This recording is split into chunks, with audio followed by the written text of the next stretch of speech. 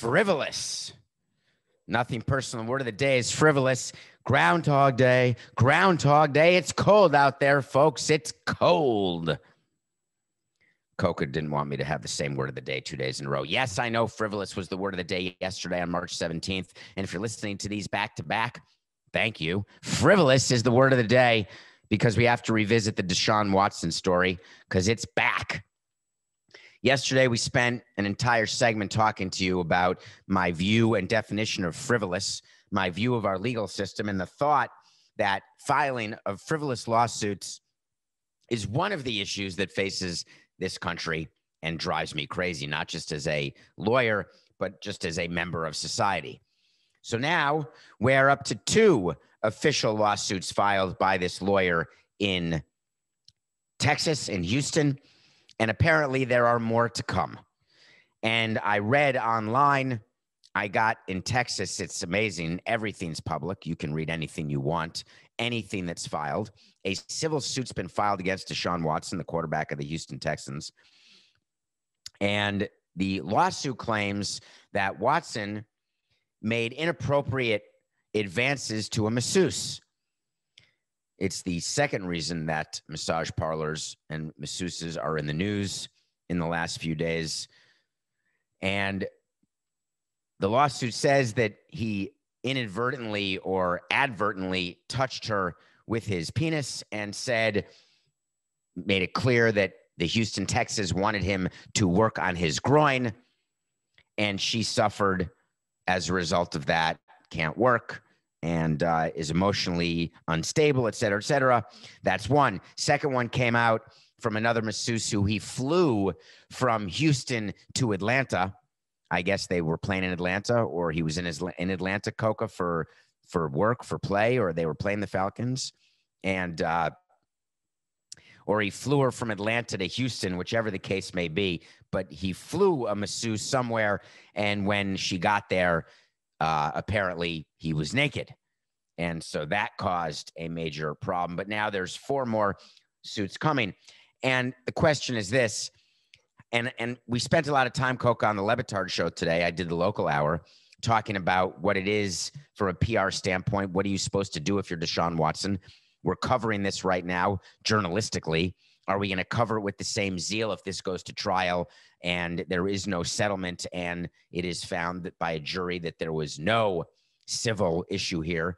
Does it become different if there's a criminal issue, the way there is, let's say, in the Harvey Weinstein case, or there almost was in the Woody Allen case? Does that become a bit different? Do we look at that and then examine it? So what I was thinking about overnight is what happens now and how we are in charge of what happens now. And we can choose to bury this issue. There's no question about it. Watson can choose to not say another word. He can choose to answer all of these claims. He can choose to try to answer one suit at a time. He can try to get all the suits put together in court, sort of a class action civil suit. He can go to a general settlement or a specific case-by-case settlement. There are all sorts of ways he could play this. And the question is, what should he do? And what is he being advised to do? And if I were Deshaun Watson's advisor, here's what I'd be telling him. I would not ask him whether or not he flew a masseuse from place to place.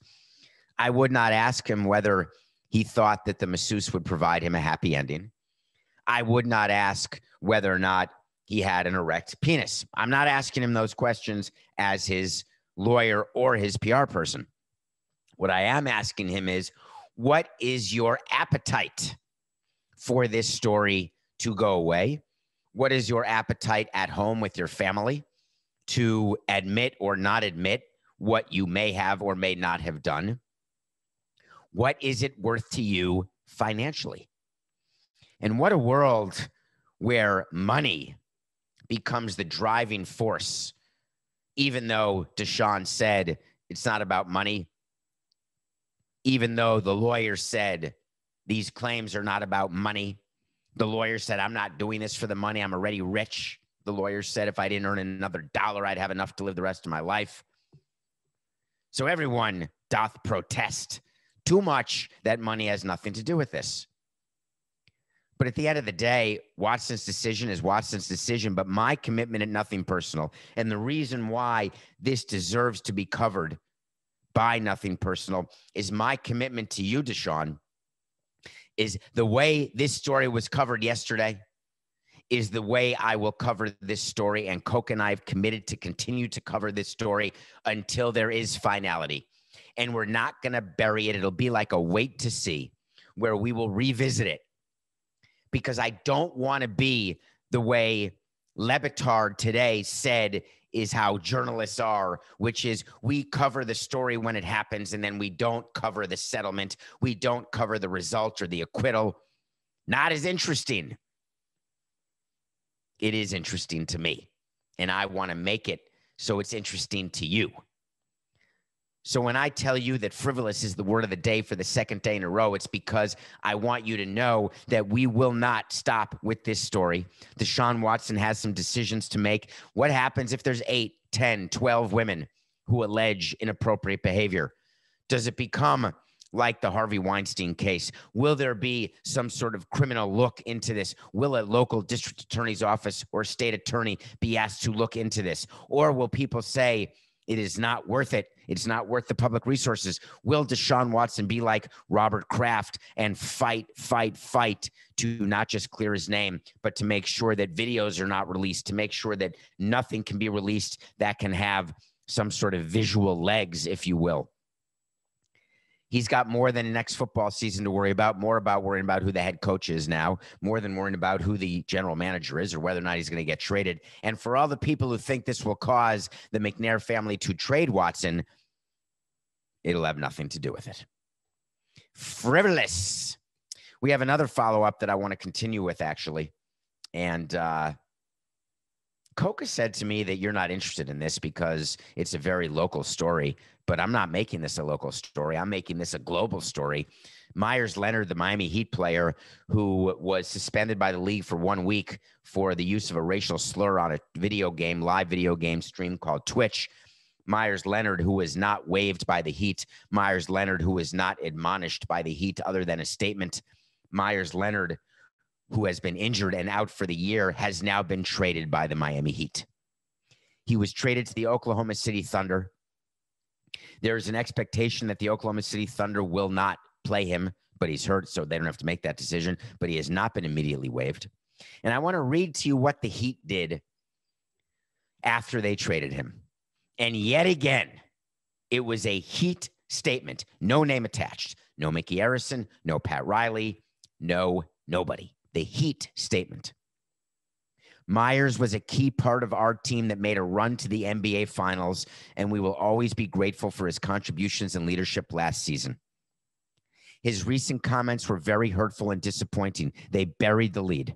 But we are encouraged that he has spent this last week meeting with community leaders, rabbis, and Holocaust survivors to greater understand the impact of his words, and we hope that his education will continue. We wish Meyers and Ellie, not telling us who that is, but it's his wife, the best of luck in the future.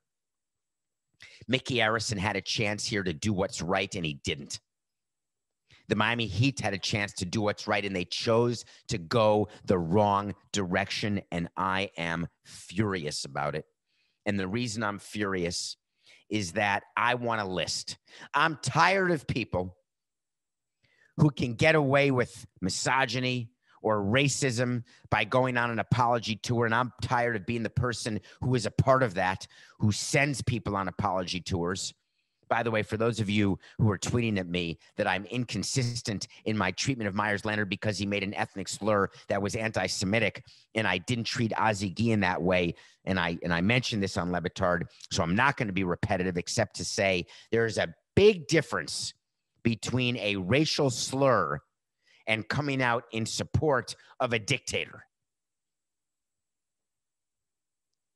A Grand Canyon-sized difference. You didn't see me come out against the killer of the Asian Americans in Atlanta, did you? You're damn right I did. Asian hate, Jewish hate, black hate, they're the same. There is no hierarchy. Mickey Arison had an opportunity to make a difference here, and he starts with how important Meyers was to the Heat run to the bubble final. GMAB. You can put that in the statement, fine. You don't lead with that. And the apology tour, I want names. Which Holocaust survivors did he meet with? Who are the rabbis he met with? And what did they talk about? If we're going to change in our society, we can't make it. So all you have to do is say, yeah, I had a few meetings with a few people, and I understand that the K word is bad, the N word's bad, it's the same, and let me move on with my life. No, I want to know who you spoke to, and if they explained to you when you claim you didn't know what the word meant, did they give you the history? And is that in any way going to make you different? Do people who learn about slavery all of a sudden not become racist because they learned about slavery? Do people who learn about the Holocaust all of a sudden become not anti-Semitic because, oh my God, 6 million Jews died in the Holocaust during World War II? Oh, I get it. I can't believe I missed it all these years. Oh my God. Coke, I got it. The reason why there are Nazis today is that people didn't ever teach them about the Holocaust. Oh God. Of course I'm wrong. That's obviously what the case is. Are you kidding? Can we please live in a place where we don't believe that load of crap for 1 second longer? Is there any possible chance?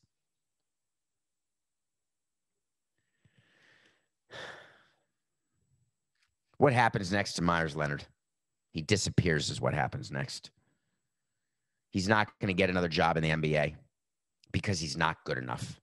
And the guilt I feel having run a team for 18 years, knowing that I was a part of that culture, a part of making decisions based on the skill of a player, even though when I could claim and tell you that I worked my ass off to be consistent, but it's impossible to be consistent because at the end of the day, you want to win.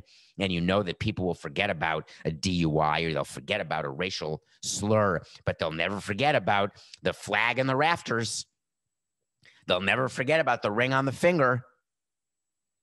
Your legacy will be double World Series champion. It will not be he won 2 World Series, but he allowed a player to play who was arrested or who was a misogynist. That's not the legacy.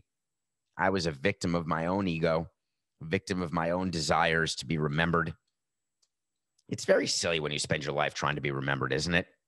Why not spend your life living it and then let the chips fall where they may? Try to do what's right, knowing that you can't do what's right all the time. God knows I've not done what's right all the time. I've done what's wrong more often than I wish to admit.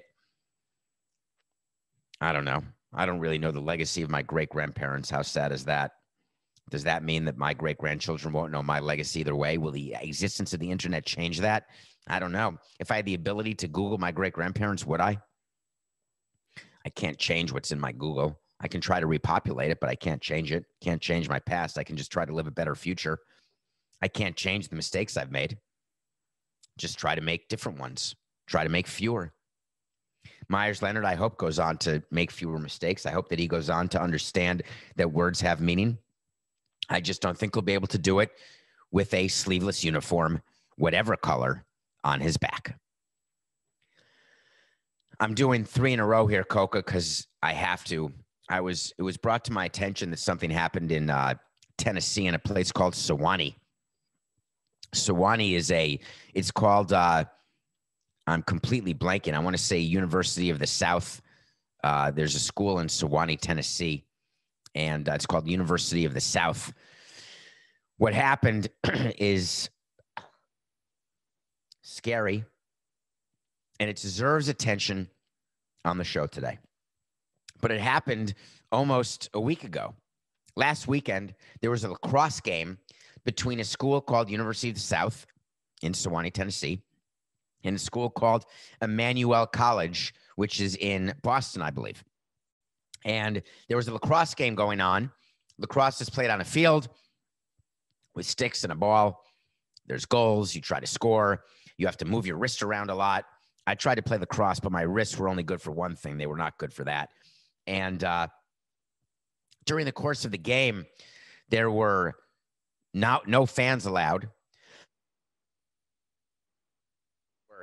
there were no students allowed, but apparently this field where the game is played in Tennessee, there's a fence and a bunch of students were lining the fence and watching the game. And what happened next was a problem. The students started calling players on Emmanuel College racial slurs, including the N-word. Heckling them. That's the wrong word. They weren't heckling them. They were shouting racist insults at them. Loud enough that the players heard, including the Sewanee players, the Emmanuel players, and the referees. The students were removed from the fence, and that's when the issue started. The University of the South had to release a statement in response to what happened. And the statement said that the Sewanee Athletics Department condemns the behavior of those who attended Sunday's men's lacrosse game against Emmanuel and hurled racist epithets and opposing players. We have joined vice chancellor, et cetera, our lacrosse coaches, et cetera. But here's the problem. We've reported the incident, they said to the Southern Athletics Association. Okay, still not good. Moreover, we will be conducting a comprehensive review of our game management protocols. And we'll be implementing changes wherever necessary. I can't believe this statement is being written. To prevent such incidents in the future. Then the statement ends with, the behavior does not reflect the values of our university and our athletics department, and it will not be tolerated at Sewanee. Holy cow.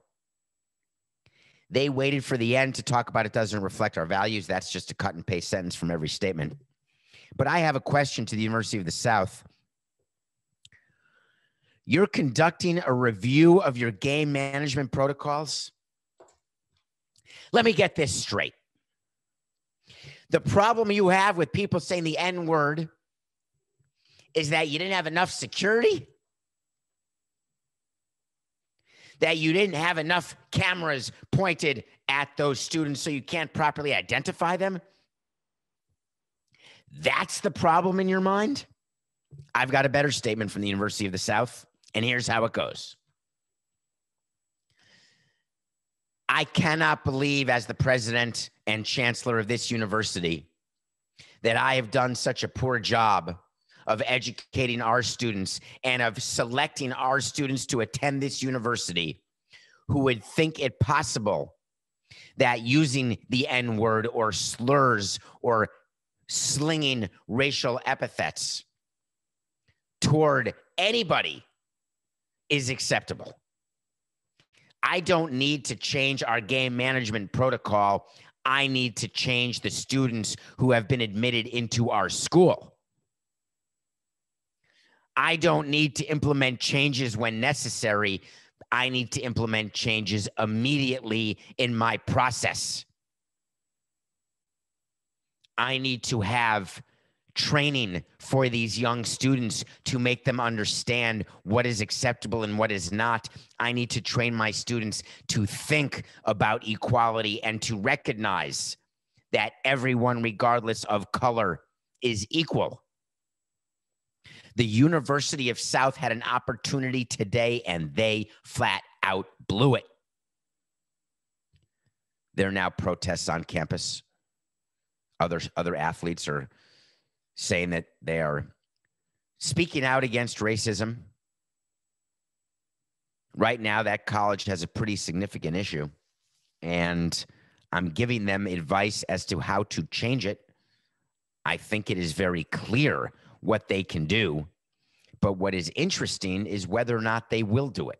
Where is the follow-up? And the beginning of this show all ties in perfectly together. We understand now that our actions have meaning and consequences. We understand that in the past it has been okay to say, we're going to examine our protocols. We're going to apologize to anyone who is hurt. We're going to say it's unacceptable. Those days are done. I don't want to read it one more time. I don't want to read one more statement from one more person, one more university talking about the values that aren't represented by the actions of the people with whom we are represented. I was so furious with that policeman who talked about what a bad day it was. It was a bad day for the shooter in Atlanta. Really? I'm tired of the bad days. You know, and it's not just race. It's sex. It's everything. It's just, you know what it is? I've got a word for it, Coca. I figured it out. I know the word. The word is intolerance. That's it. That's a pretty much encompassing word, isn't it? Can you look that up? What is the exact definition, Coca, while we're doing the show? The exact definition of intolerance? Because I think that that will take into account everybody who has a view that anything or anyone who doesn't look or feel or act the way they do and views it as wrong. Intolerance is the unwillingness to accept views, beliefs, or behavior that differ from one's own. Thank you, Coca. That's exactly the definition. I think that's a more important issue than racism or sexism or misogyny or homophobia or anti-Semitism. It is the intolerance that we allow. What does it matter what someone's views, beliefs, or behavior is if it's different than your own, as long as it doesn't stop you from having views, beliefs, or behavior that you want and that you have?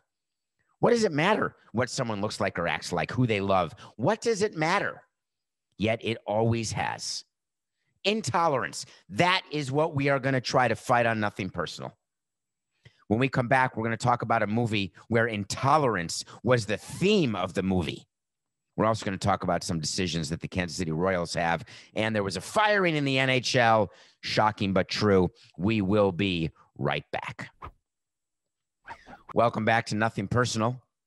Thank you for downloading, subscribing, telling your friends about Nothing Personal. Please spread the word. Follow us on Twitter at David P. Samson. Thank you. We've got a lot going on in this show, and we appreciate your time and do not take it for granted. Every day we watch a movie or a TV show. I've been watching a lot of movies leading up to the Oscars, a lot of documentaries. I love all genres except sci-fi and horror. Someone asked me if I've seen bunch of sci-fi movies. I've only seen a couple, actually. And I've liked some of the ones I've seen. I don't know that I count I, Robot or Ex Machina as a sci-fi movie so much. And there's some, you know, Star Wars to me is sci-fi, and I've only seen the first 3 when I was a kid. In horror movies, I'm straight out. I still have nightmares about the Blair Witch Project, but I've never seen like Chucky or any of the Halloween movies or any of that stuff. But I watched a movie yesterday, or can't remember when, called A Secret Love. Have you heard of it, Coca? It's a documentary. It's about a woman who played in the American Association, the women. Oh God, Coca, what is it? Hurry up. What is from League of Their Own, the Women's Professional League, the WPL, but it wasn't called that. Oh, I am having a moment. It is a non-senior moment because I'm not a senior. The American Association of Professional Women's League. Could it be the AAPWL? I've got a correction coming. Anyway, it's about a woman who played in that league. It is a true story about this woman and her friend and their 70-year friendship. Except it wasn't just a friendship. Thank you, Coca. It's called the All-American Girls Professional Baseball League, the AAGPBL. The All-American Girls Professional Baseball League. She actually was one of the players. She maybe even played on the Rockford Peaches from the movie League of Their Own. That was sort of the hook that got me to watch. Little did I know that I needed to watch it because of people's intolerance. The movie's about 2 women who had a 70-year love affair. 70 years they were together as gay women. They were known as friends. Their family thought they just always lived together because it was cheaper to live together, because that's the story they were forced to tell, because back in those days, you could not be gay. The documentary follows them as they get older, as they basically come out and they tell their family, their nieces, their nephews, their friends. It is an emotional movie because their secret love was truer than most people's love that they get in their life. Their devotion to each other. Their names were Terry Donahue and Pat Henschel.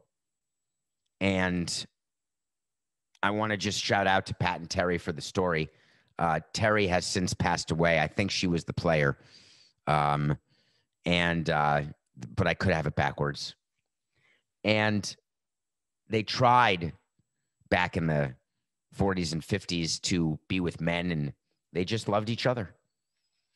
And at the end of the movie, it talks about the fact that finally they were able to get married. And the movie shows their marriage. And they were married when they were very old.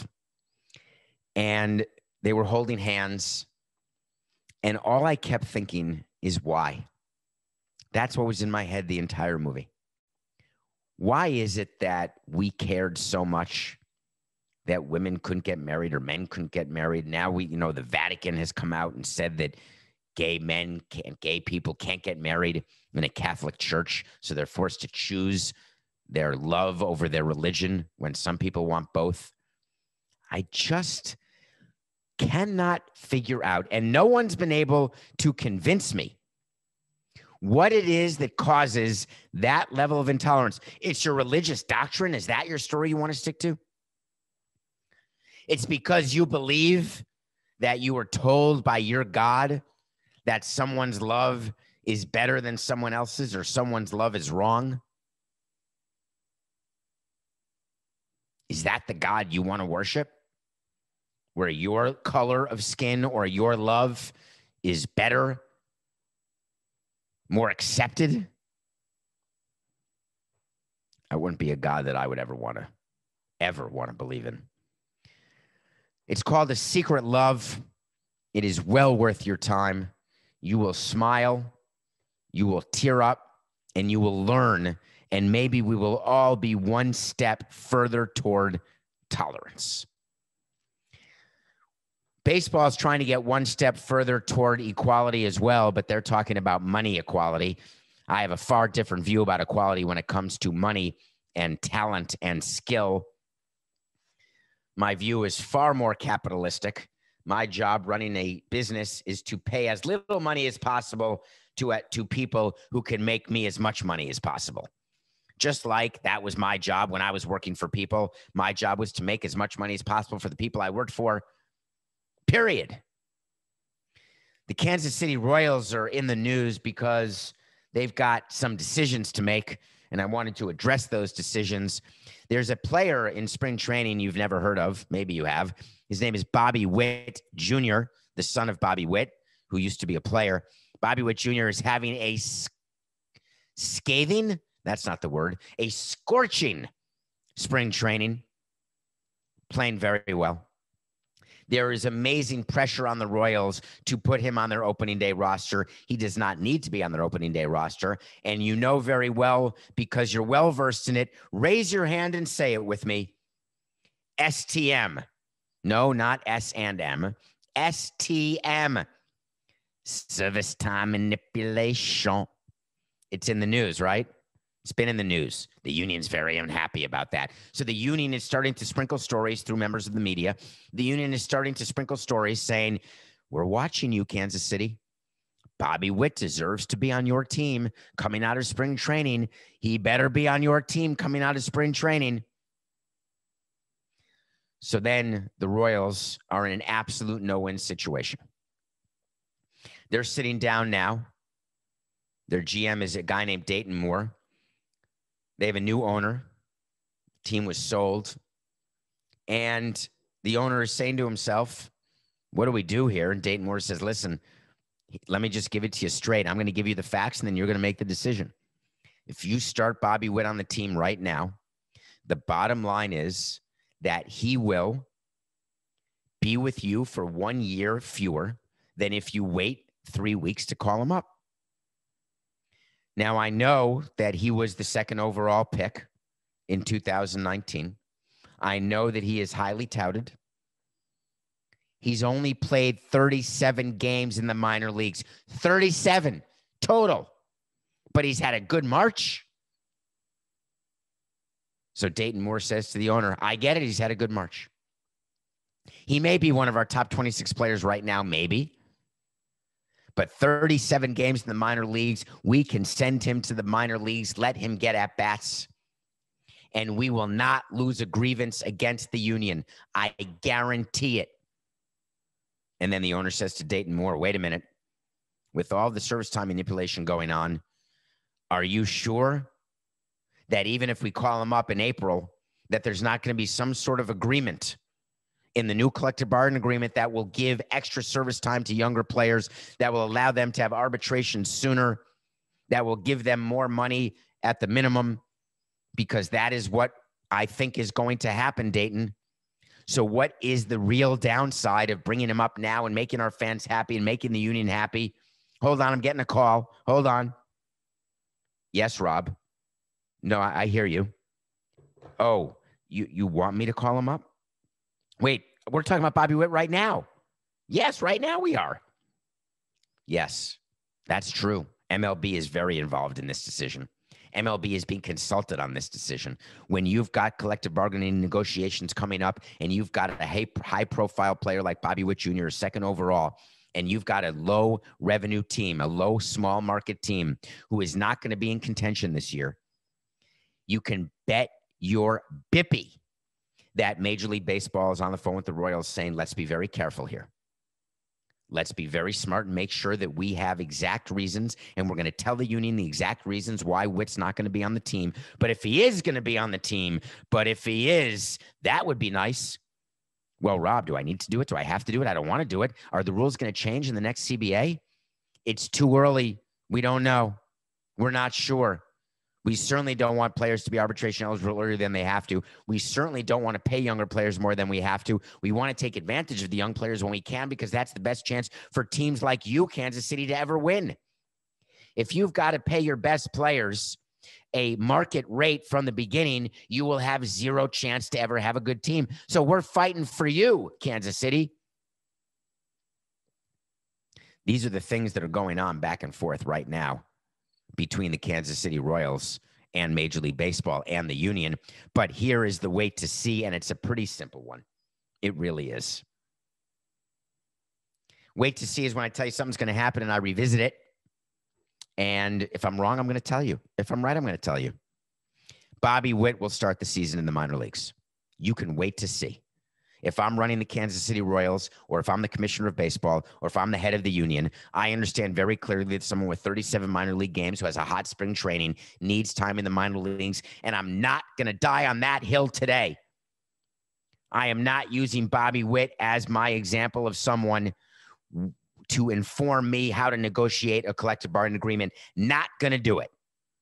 Baseball knows it. The union knows it. The Royals know it. No matter what pressure is brought to bear on the Royals, Bobby Witt will start the season in the minor leagues. Hey, we got a quick question, don't we, Coco? You know what I want? I want to talk to Samson. You want to talk to Samson? What is that? Do you know, Coco, I got a story. I was on a radio show the other day, and the producer of the radio show said, we want to do something to introduce you, but it's something you do on the podcast. What would you think if we played the So You Want to Talk to Samson from Half Baked? Because we always want to talk to you. We love that you come on the radio show. What would you think about it? And I said, that this is really all Coke. It's nothing personal. And I don't want you to do it. It's nothing personal. So You Want to Talk to Samson is something we do here when you get on Twitter at David P. Samson. So that would be nice if you get on Twitter and hit follow and then ask a question. I'll read the question, and sometimes I'll answer on Twitter. Sometimes I'll answer in the DM. Sometimes I won't get to it. Sometimes it'll make the show. Hey, David. Hey, how you doing? Quick question for you. The Buffalo Sabres are firing their head coach, who they will owe $3.75 million next year. When you had to let go of a manager that was under contract, how much does the financial hit come into play?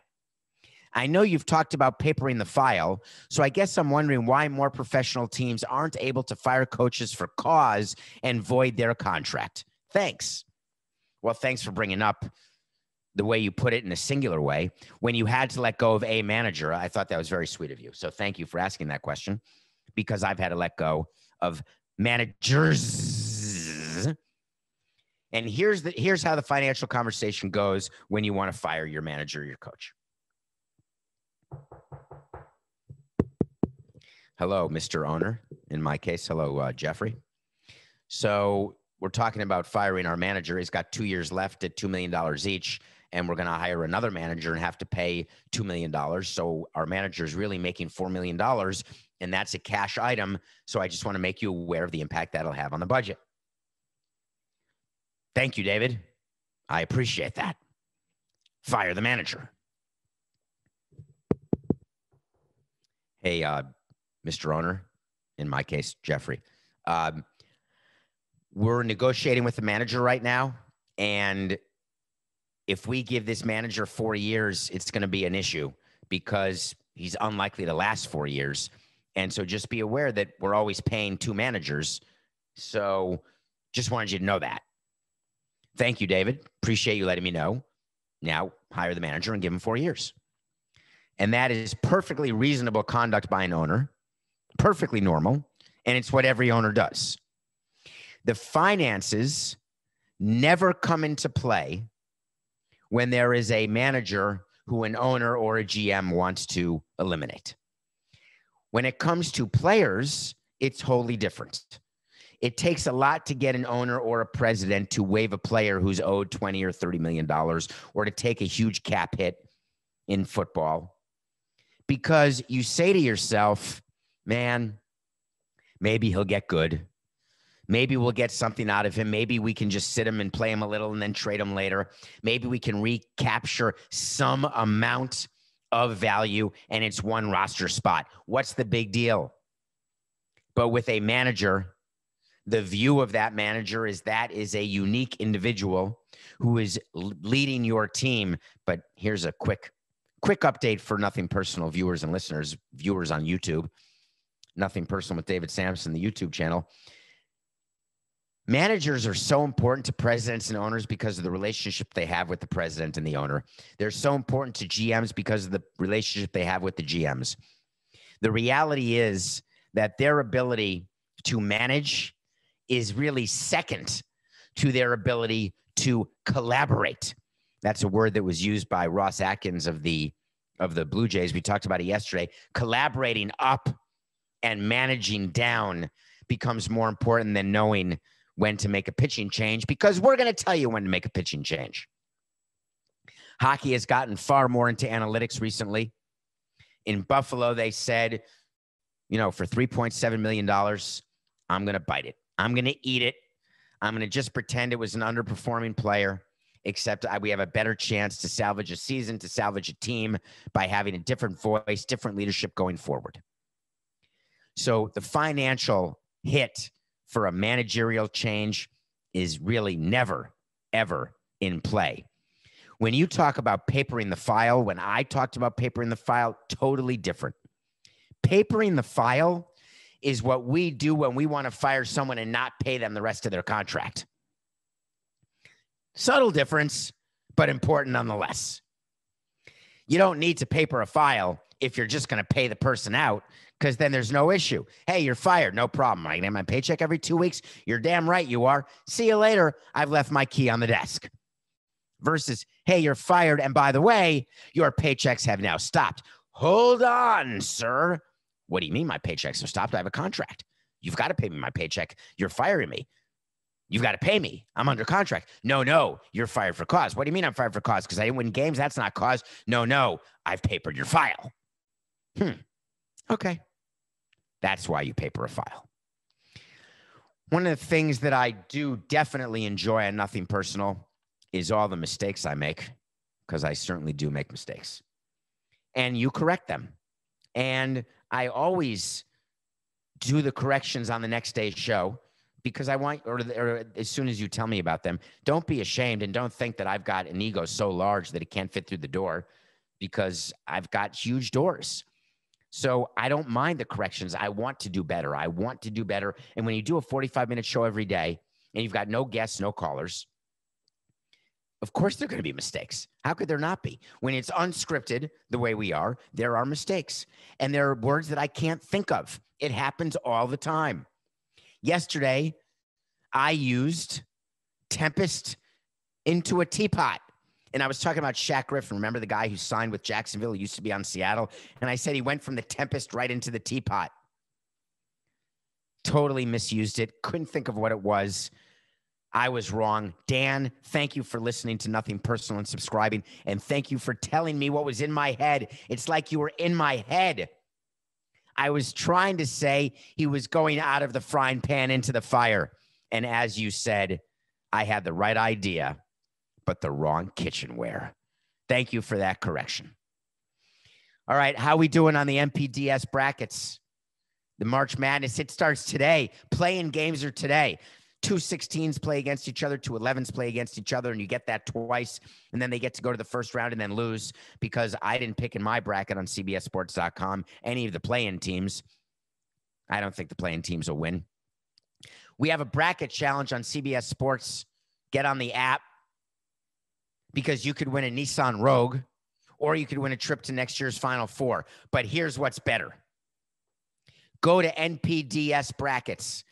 www.cbssports.com. We'll do a link on Twitter, and we'll do a link on Coca's Instagram and on everywhere. But it's cbssports.com/NPDSB, all caps, rackets. Capital N, capital P, capital D, capital S. That's our show. Nothing Personal with David Samson. Rackets.com. We've got hundreds of people. It's pretty amazing. And by the way, we've got amazing prizes for you. If you win, in addition to being eligible for the Nissan Rogue and the trip to the Final Four and a $100 gift card to Paramount Plus, blah, blah, great, great, great, you're going to win something cool for winning the NPDS bracket, and you're going to like it. And if you beat Coca, all you got to do is beat Coca to be eligible for a prize. Now, there's so many hundreds of people doing it, and I would say so many hundreds of people are going to beat Coca. But if you beat them, you're going to go into a raffle, and the winner of the raffle will get something, a pretty cool prize from me, from my collection. If you win the whole thing, that's going to be cool too. So please sign up, fill out your bracket. You can still do it through today. The NCAA tournament starts tomorrow. The Badgers play tomorrow against UNC. And if you look at my bracket, because I filled one out, it's not going to be hard to beat me. But eventually, Wisconsin's got to win one of these, don't they? Well, we lost our Nothing Personal pick of the day yesterday, 2 days ago, but we won yesterday. I was scared we wouldn't win again, but we did. We had the Grizzlies +2. We didn't need it. The line moved to -1 when Jimmy Butler wasn't going to play. Who cares if you put the bet in when you listened and you were listening immediately after the episode drops? You took the Grizzlies, you got 2 points, and then you watched the Grizzlies win the game by 4. Guess what? We are 36-21. Hell yeah. All right, we got a back-to-back game today. The Trailblazers are playing the Pelicans. The Portland Trailblazers have one of the top 8 players in the NBA, maybe top 5, Damian Lillard. The Pelicans have one of the great young players called Zion Williamson. And here is where I am in this game. It is hard to beat 2 good teams to beat a good team back-to-back, but the Trailblazers shouldn't have won 2 days ago. Lillard had 20 points in the fourth quarter, 50 overall. The Trailblazers are going to win their second game over the Pelicans this week, and you're only giving 1 point to the Pelicans. Portland is my pick. Tonight, we are going to be doing Thursday night. Again, we're going to be on Twitter Spaces. Please make sure you join us. Twitter Spaces is where I do a Q&A for 1 hour a week. Any question you have, it's like an audio chat room. To me, Clubhouse was fine, but you could not join Clubhouse if you weren't invited. It's way better now because all you have to do is follow me on Twitter, get onto Twitter, and all of a sudden we're going to be doing live Q&A where you get to be brought to the stage by Coca and talk, and we can talk about anything you want. Last week we covered a lot of various subjects. There's so much going on in the world, and I'm so happy to give you an hour of my time tonight. because it's important. And I want you to know that I'm available to you and I love the interaction. That's it, though. No more interaction for this moment. We will see you tonight on Twitter Spaces. You're going to fill out your bracket. And given the entirety of this show, you very well know it's just business. This is nothing personal.